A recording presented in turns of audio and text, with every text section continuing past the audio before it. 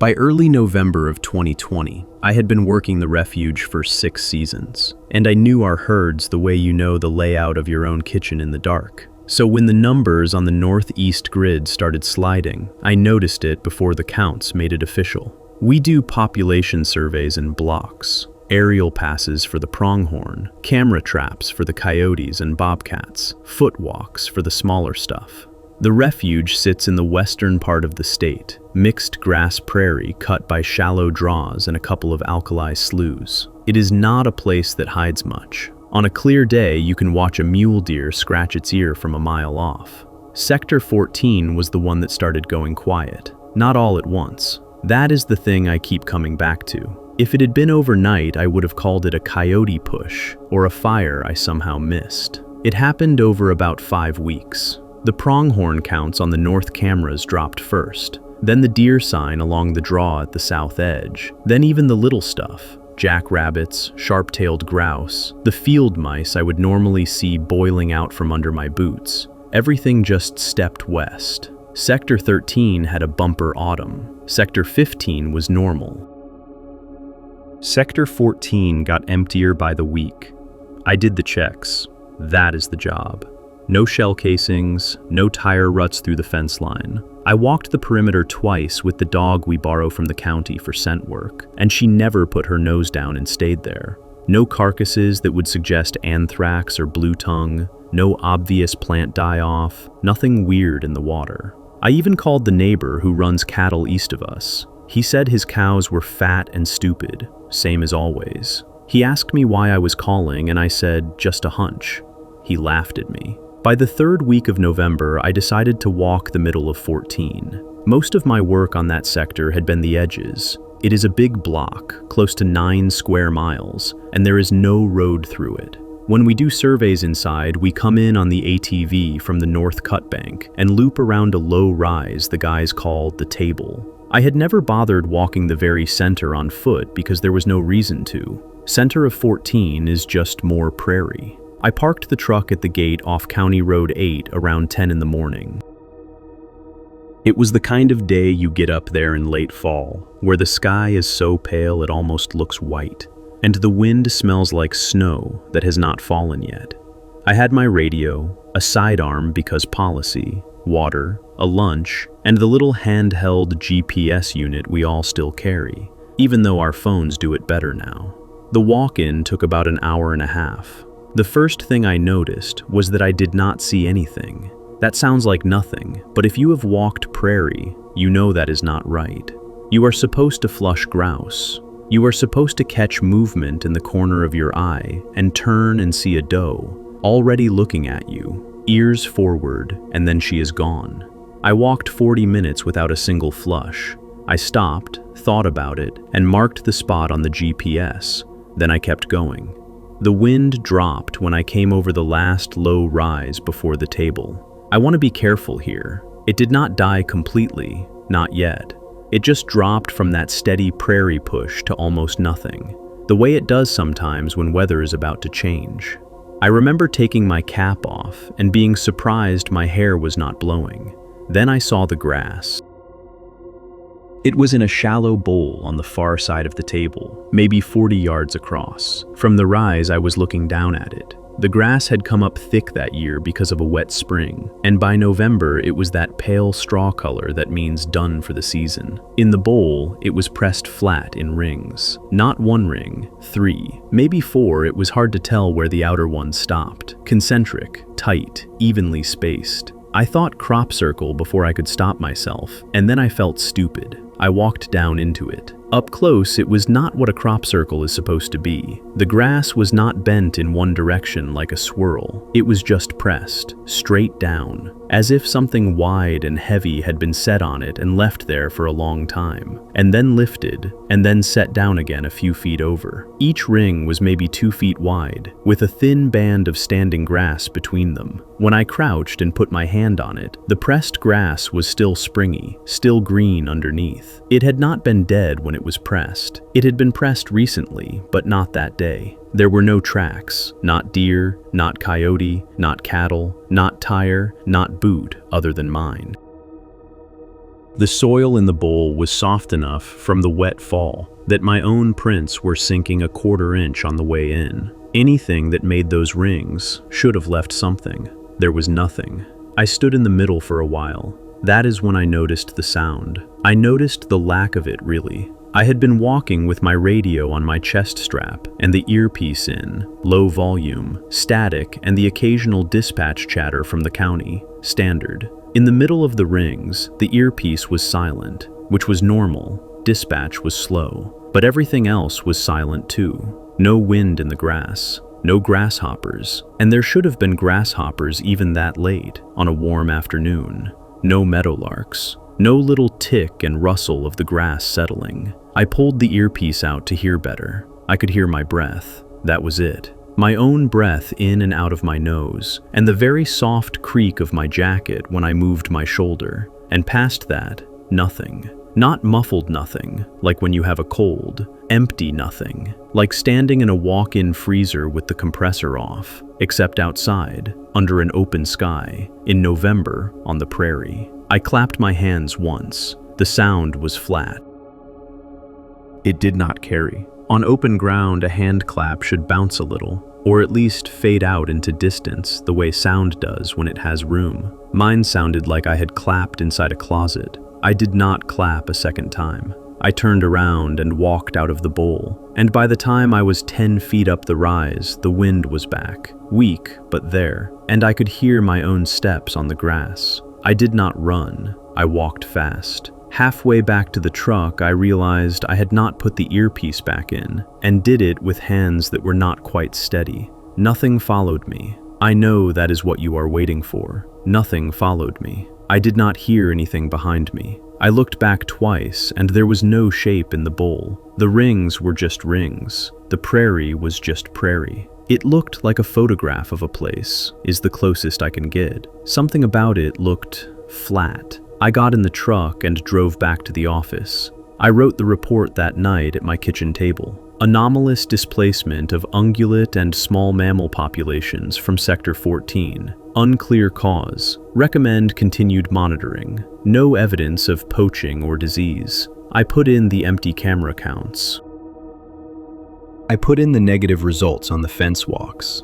I did not put in the rings. I did not put in the silence. I sat there with the cursor blinking after the last sentence for 20 minutes, trying to figure out how you write that down in a form that has a field for cause and a field for action taken. There was no box for it, so I closed the laptop. Winter came in hard the next week and the sector got buried, and by the time the snow was deep enough to matter, none of it was my problem for a while. The animals came back in the spring, but slow. The counts on 14 were still off in April. By June, they were normal. I went out in late May, on foot, and walked to the table on purpose. The bowl was full of new grass, bright green, the kind you get after a wet April. There were no rings. There was wind. There were grasshoppers already, early for them, and a meadowlark on a fence post doing its whole thing. I stood there maybe 2 minutes, and then I left. I told one guy about it, not the report, the other part. He is older than me, been on the refuge since before I was hired. One of those quiet ones who knows the ground. We were doing fence in July, and I told him about the rings and the sound. Or the not sound. I tried to make it a story, the way you do when you want somebody to laugh so you can laugh too. He did not laugh. He worked on the wire for a minute, and then he said, "Don't go back in there." I waited for him to say something else. He did not. He finished the splice and moved down to the next post, and after a while I moved with him, and we did not talk about it again.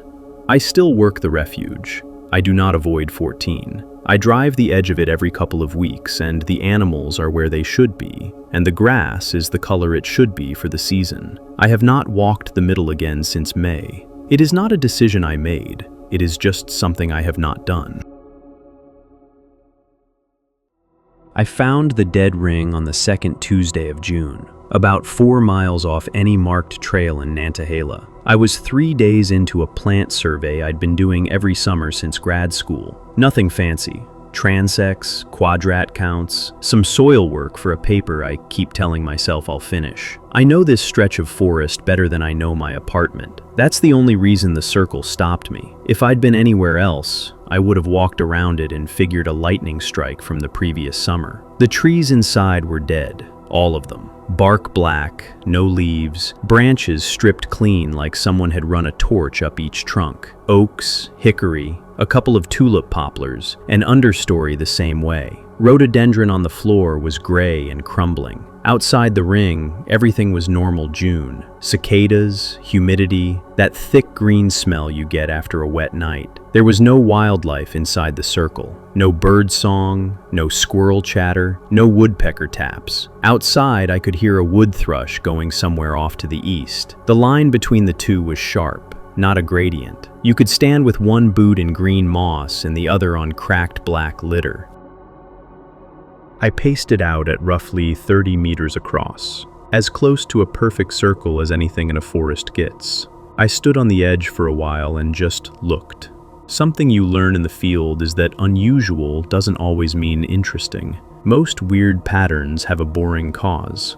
Deer bed, old logging cut, someone dumped diesel in the 80s. So I did the boring things first. I checked for a burn signature on the ground. There wasn't one. The leaf litter inside the circle was black, but it wasn't ash. It crumbled when I picked it up, like paper left in a car for a summer. I dug down about 8 inches with my hand trowel. The soil looked normal, damp, tan brown, root threads still visible. No scorch layer, no heat glass, nothing you'd expect from a fire that killed 60-foot trees. I looked up. No canopy gap above. The dead branches interlocked with living ones from the trees outside. If a helicopter had dropped something, it would have had to come straight down through 50 feet of oak crown without breaking a twig on the way in. I sat on my pack and drank water and thought about it for maybe 10 minutes. I ate half a granola bar and put the wrapper away. When I looked up from zipping the pocket, I noticed there weren't any bugs. In June, in Nantahala, 4 miles from a road, you're inside a cloud of gnats and mosquitoes the whole day. Inside the circle, nothing. Outside, gnats. I waved my hand in front of my face at the boundary a few times to be sure. The line held.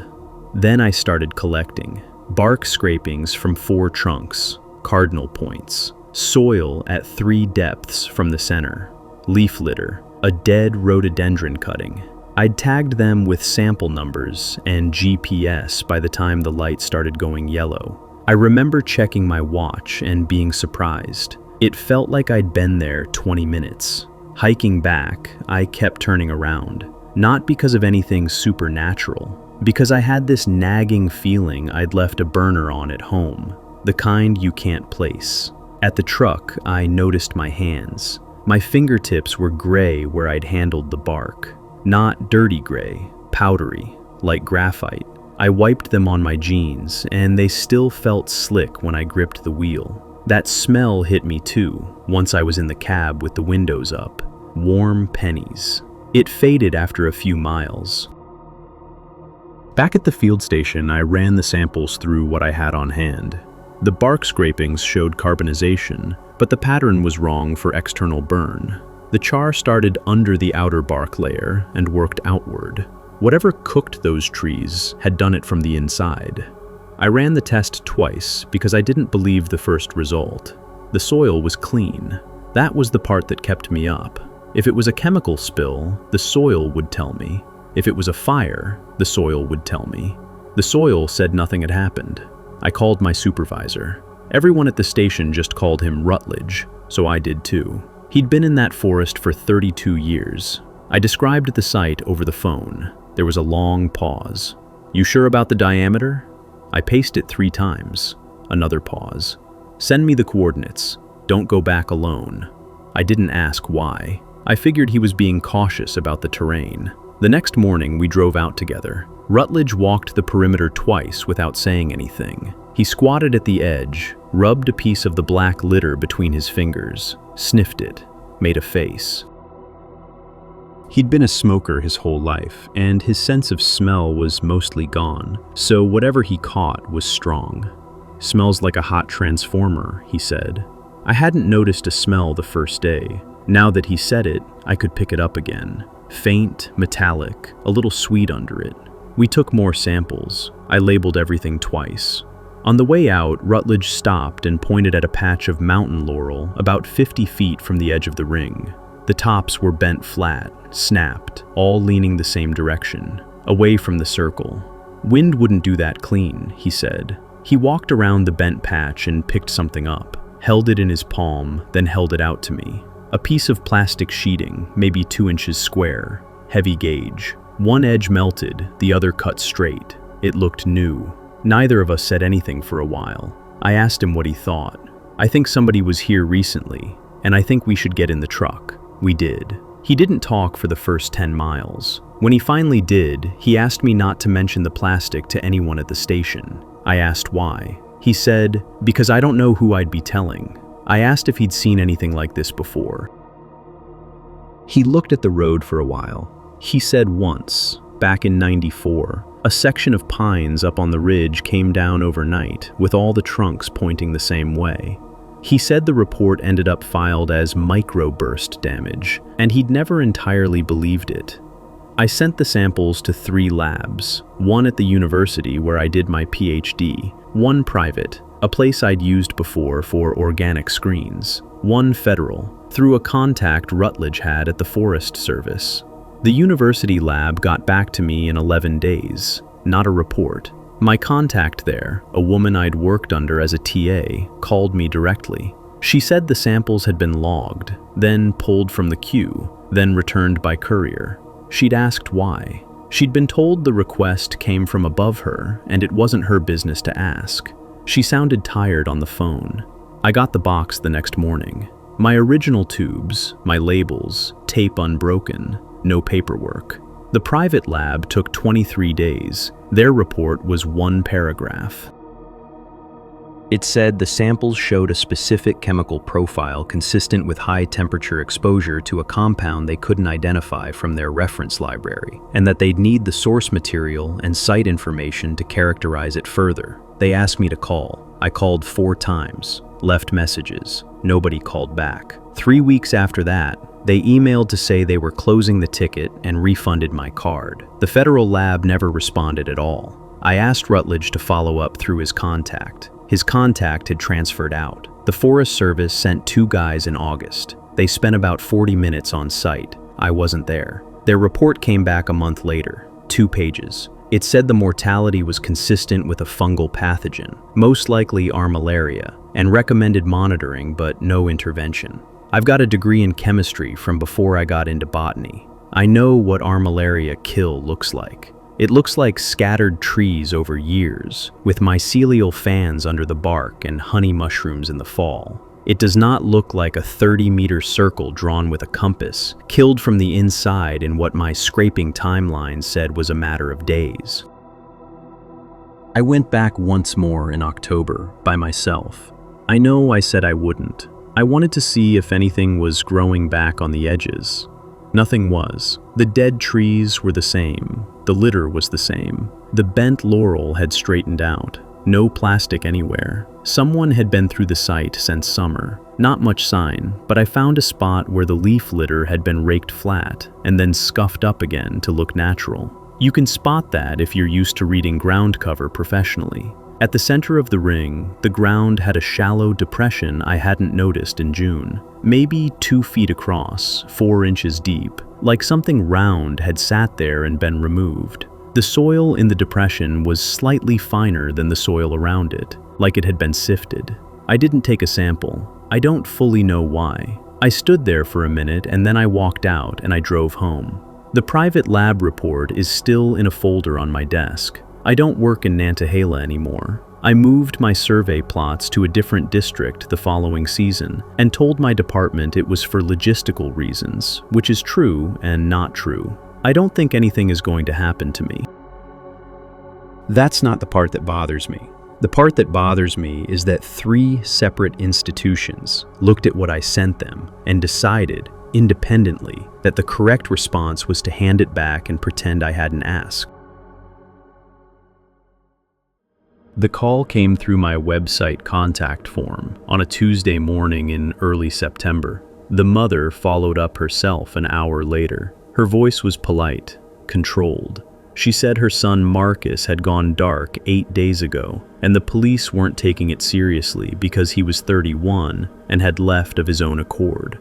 I work out of a small office above a print shop in Coeur d'Alene, mostly insurance stuff, occasional custody drift. Missing persons only when the family can pay, because it eats time in a way other work doesn't. The family lived down in Nampa, 6 hours south. Ellen offered a retainer over the phone before I'd even quoted a rate. That should have been the first thing I flagged. It wasn't. I just wrote it down. I drove down that Thursday. Their house was in one of those newer developments outside Boise, all beige stucco and lawns that were still green in September because someone was paying to keep them that way. Ellen met me at the door. Her husband Rob stood behind her in the entryway with his arms folded. There was a younger sister, Kayla, maybe 25, on the couch. She didn't look up when I came in. The living room smelled like lemon cleaner.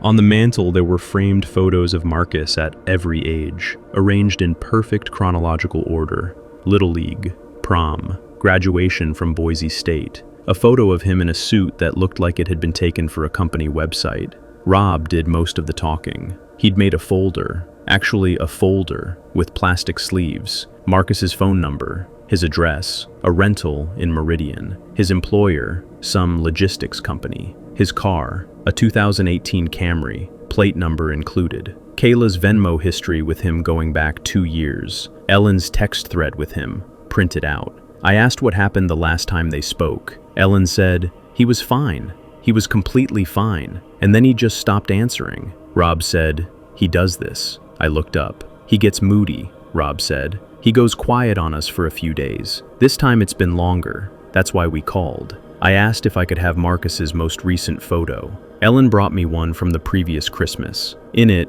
Marcus was standing between his parents, smiling with his mouth, but not his eyes. I've seen enough people to know what that looks like. I put it in my bag and told them I'd be in touch by the weekend. The rental in Meridian was empty.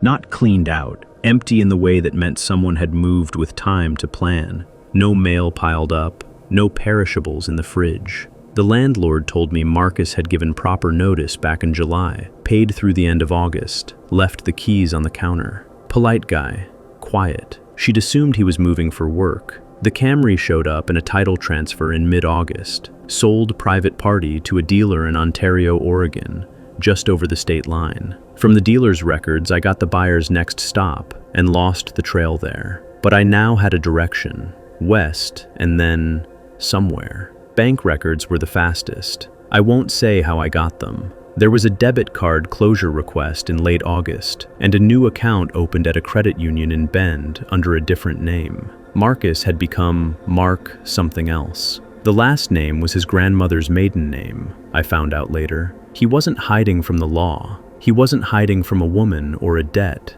He was hiding from the 4 people in that living room. I drove to Bend on a Sunday. His apartment was above a bakery on a side street off Greenwood. I sat in my car for a while and watched the door. Around noon, a man came out with a paper bag and a coffee, and even under the beard I recognized him from the Christmas photo. He walked to a park 2 blocks over and sat on a bench near a fountain. I gave him 5 minutes and then walked over. I sat down at the other end of the bench and said his old name, just once, quietly. He didn't jump. He didn't run. He closed his eyes for a second and then opened them and said, "Which one of them hired you?" "All of them, I think. Your mother made the call." He nodded like he'd been expecting that answer for a long time. I told him who I was and what I did. I told him I wasn't there to bring him back. I said I needed to confirm he was alive and safe. for my own conscience, and then he could tell me what he wanted me to say to them. He asked if we could talk in the bakery. There was a table in the back. He got us both coffee. His hand shook a little when he put mine down, and then it stopped. He talked for almost 2 hours. I'm not going to write down all of it. Some of it was the kind of specific that you don't repeat because it isn't yours to repeat. But the shape of it was this. Rob had a temper that Ellen managed by pointing it at Marcus. Kayla had grown up watching that and learned that the way to stay safe was to help, not to help Marcus.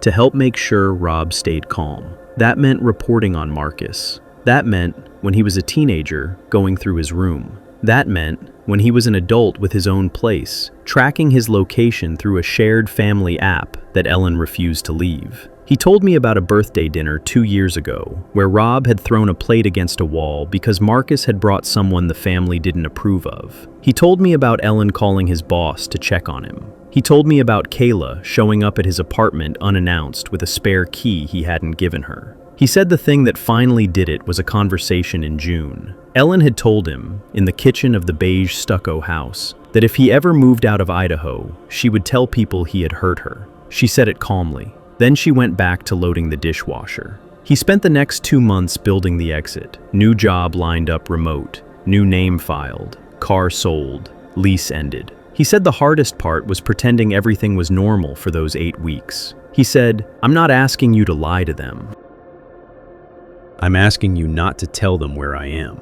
I said I wouldn't. "They'll offer you more money," he said. I said I knew. We shook hands at the door of the bakery. He looked like a man who had slept for the first time in a decade. He wasn't happy, exactly. He was just quiet in a way that people who have been holding their breath for years get quiet. I drove back to Nampa on Monday. I told them in the same living room, with the lemon cleaner smell and the Little League photos on the mantle behind them. I said their son was alive. I said he was healthy. I said he had left of his own accord and did not want contact at this time. I said I would not be sharing his location or the name he was using now because he had not given permission. Ellen's face didn't move for about 10 seconds. Then she stood up and walked out of the room. Rob started shouting. Not words at first, just volume. Then it was words. He was going to sue me. He was going to have my license. He'd paid me to find his son, and I was going to tell him where his son was, or I was going to regret it. Kayla was crying on the couch. She kept saying, "You have to tell us, you have to tell us," in a voice that sounded rehearsed even to her. I put an envelope on the coffee table, half the retainer in cash, because I'd already spent the other half on gas and motels and the things I don't put on receipts. I said the job I'd been hired for was to find out if he was alive and safe. That part was done. The part I hadn't done, telling them where he was, I wasn't going to do, and they weren't going to pay me for it. Rob followed me out to the driveway, still yelling. Ellen was watching from the window. I got in my car and I drove. I thought about it for a long time after. The contract had said, locate, not safely return, not provide address of. I had located him. I had confirmed his welfare. The person I'd been contracted to find had a right to his own life. He was 31 years old. He wasn't a minor. He wasn't incapacitated. He wasn't wanted for anything. For a couple of weeks, I kept turning it over, whether I owed them more of the money back, whether returning half was me hedging, admitting some kind of fault I didn't actually feel. I decided I didn't. The money I gave back was for the part of the trip I didn't take, not for the part of the truth I didn't hand over.